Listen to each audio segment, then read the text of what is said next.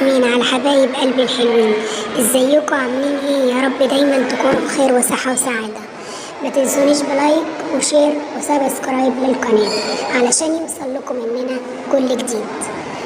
طبعا بالنسبة للبط، لو انا عايزة اسمن البط بتاعي واوصله من 6 ل7 كيلو او اكتر من كده، هعمل ايه؟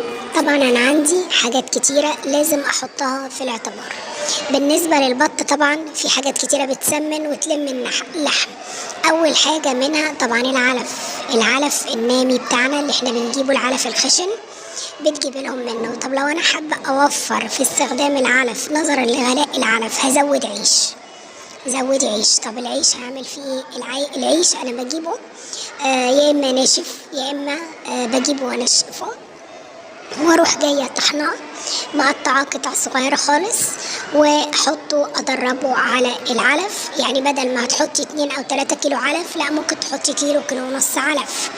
حطي عليهم 3 عيش، حطي عليهم 2 مثلا دشيشة. الدشيشة أرخص من العلف، وقلبي كله في بعضه. وطبعا الردة مهمة جدا، بس أنا بعمل حاجة كويسة جدا عن لأن الردة بتطير بصراحة، فكده يعني مش هتبقى مش هيستفيدوا بيها الفراخ أو البط. طبعا أنا بتكلم دلوقتي على البط، مش هيستفيد منها البط. أعمل إيه؟ هروح جاية صب عليهم شوية مية صغيرة خالص وأقلبهم علشان الردة تمسك في باقي الخلطة. الخلطة دي جميلة جدا.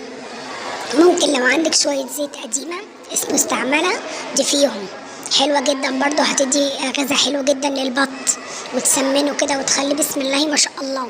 لو انت بتفكري تجيبي بطتين كده او 5 بطات كده عشان تسمنيهم للعيد الكبير،